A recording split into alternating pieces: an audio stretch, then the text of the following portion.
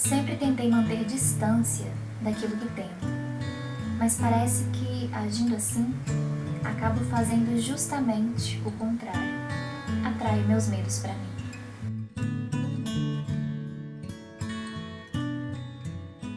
Um tempo atrás, conversando com um conhecido, ele falou a seguinte frase: é o medo que nos mantém vivos. Ele disse a chance de um afogamento, por exemplo, é maior para quem não tem medo de água e vai ter coragem de ir para o fundo. Quem tem medo vai ficar onde é raso, onde é mais seguro. Eu achei interessante, isso me fez pensar porque eu nunca tinha parado para ver dessa forma. Quando eu pensava em medo, eu via sempre como algo negativo, como algo que nos atrapalha. Mas não é bem assim, né? O medo pode ser encarado de diferentes formas. Ele pode ser algo ruim, sim, mas em algumas situações nem tanto. Aí isso me fez lembrar de um vídeo da Monja Coen que eu assisti há algum tempo. Vou deixar o vídeo dela linkado aqui em cima para quem quiser assistir. Nesse vídeo ela conta uma história que Buda contava sobre um homem que um dia, à noite, quando ele chegou em casa, foi pro seu quarto para dormir. Ao deitar na cama, ele olha para o lado, por conta da sombra da lua que entra pela janela, ele vê que tem uma cobra no quarto. E isso paralisa, ele passa a noite em claro, aterrorizado e incapaz de fazer alguma coisa. Quando amanhece e vem a luz do sol, ele percebe que o que ele pensava que era uma cobra era apenas um tronco. Então ele passou uma noite horrível, morrendo de medo, porque ele não estava vendo com clareza. E essa pequena história é para nos mostrar que muitas vezes o medo nos impede de ver as situações com clareza. A gente tem medo daquilo que não tem certeza, a gente tem medo do desconhecido. E procurar ver uma coisa como ela realmente é pode afastar o medo, porque aí você vai realmente ver o que acontece. E talvez nem seja tão assustador assim. Eu decidi começar esse vídeo falando sobre isso porque essa questão do medo foi muito marcante para mim durante essa leitura. O medo nos influencia, né? Muda a nossa forma de agir, muda a nossa forma de ver o mundo. E o medo exercia um poder muito grande sobre a protagonista da história que a gente vai conversar hoje. Mas ela conseguiu enfrentar esse medo, ela conseguiu se libertar de algumas amarras que ela carregou por muito tempo. Então o medo tem essa dupla face, ele pode nos salvar sim, mas ele também nos impede de viver. Então enfrentar os nossos medos em alguns momentos faz bem, pode ser libertador.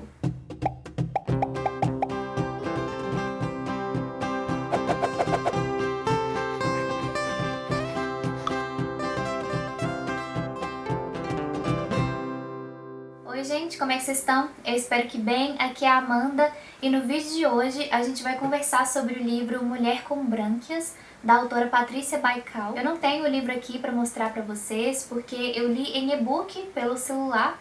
O livro ainda não está disponível em formato físico. Então você pode ler no seu leitor digital, mas se você não tiver, é possível ler pelo celular, como eu fiz. É só baixar no celular o aplicativo do Kindle, é um aplicativo gratuito. Isso aqui não é uma propaganda para o aplicativo do Kindle, tá gente? É só uma dica mesmo para quem tem vontade de ler algum e-book, mas não tem um leitor digital.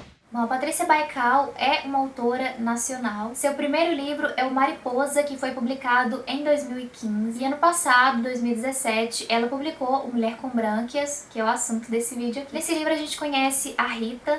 Ela é dona de uma loja de porcelanas e também é professora universitária. E um dia, durante uma aula, ela começa a enxergar um vulto no fundo da sala. A princípio ela pensa que aquilo é um problema com o ar-condicionado, que está criando ali uma névoa na sala, mas esse vulto, essa névoa que ela está enxergando, começa a tomar forma e se transforma em um peixe gigante. E esse peixe começa a flutuar pela sala. E ela fica assustada, é claro, quem é que não ficaria, né, assustado com uma situação dessa? Mas o pior é que ela percebe que só ela vê aquele peixe.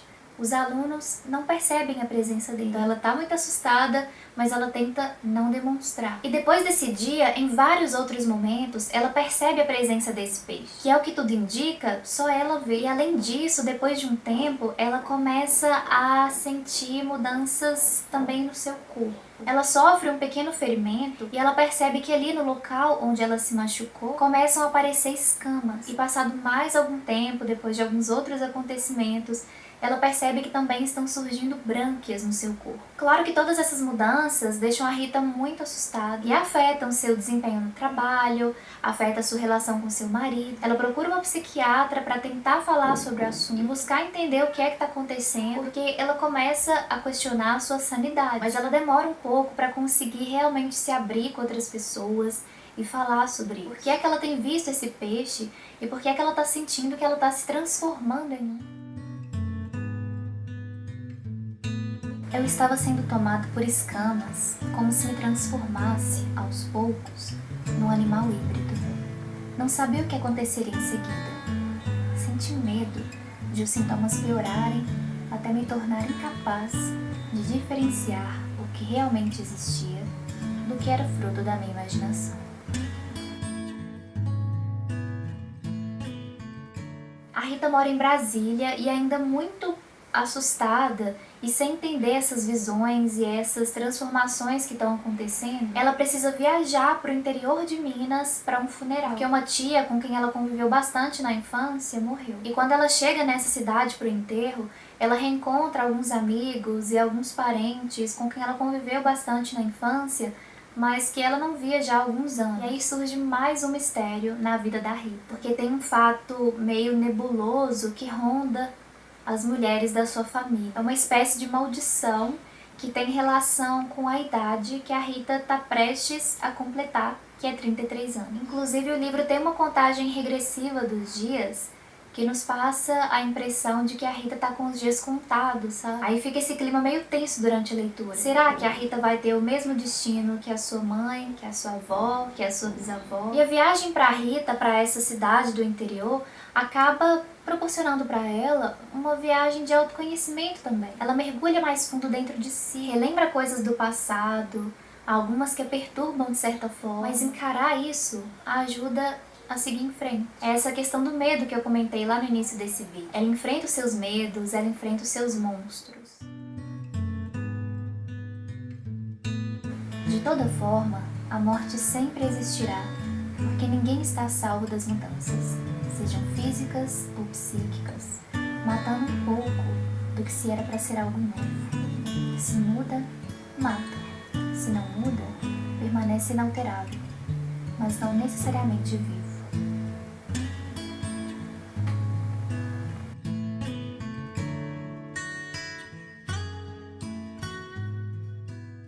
Não vou adentrar em detalhes da história, porque o ideal é que a leitura tenha esse suspense. E eu gostei muito da forma como a Patrícia amarrou todos esses mistérios que ela colocou dentro da história. O aparecimento desse peixe, das escamas, o mistério envolvendo algumas mulheres da família. A princípio parecem coisas muito soltas, coisas muito aleatórias, mas com a avançada leitura as coisas vão se encaixando e vão fazendo sentido. E é muito bacana quando a gente começa a descobrir tudo isso, sabe? Quando a gente começa a entender como essas coisas estão conectadas. Vocês que acompanham o canal há algum tempo já devem saber que eu gosto muito do livro A Metamorfose, do Franz Kafka. E foi inevitável não lembrar dele enquanto estava fazendo a leitura desse livro da Patrícia. Inclusive, o Kafka é uma influência da autora. E além da semelhança mais óbvia desses dois livros, que é a transformação dos protagonistas em um animal, essa não é a única semelhança. Tem semelhança também na forma de construção das histórias. Tanto em A Metamorfose como em A Mulher com Brânquias, a história começa com o clímax. A gente sabe logo no início que o Gregor se transformou num inseto. E aqui, logo nos primeiros capítulos, a gente sabe dessas visões da protagonista e dessa sensação que ela está se transformando em um peixe. São fatos que aparecem pra gente logo no início da leitura. O que nos resta com o avançar das páginas é entender as consequências dessas mudanças e o porquê delas. E eu gosto muito dessa forma de construir as histórias. Eu acho muito audacioso e corajoso você entregar um ponto alto da história logo no início. Quando o autor sabe como fazer, isso é muito instigante.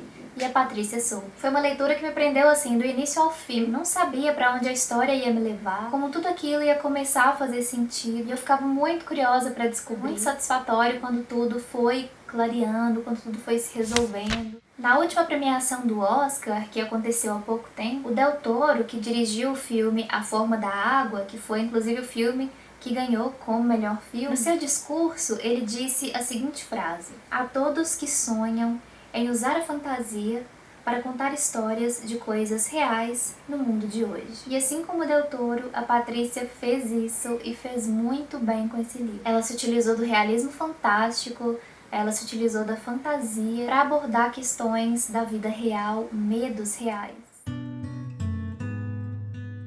A gente vai engolindo tanta pedra, terra e mato que uma hora o corpo para de funcionar. E só depois de colocar tudo para fora é que voltamos a respirar aos poucos, tossindo poeira e resistindo aos destroços que restaram.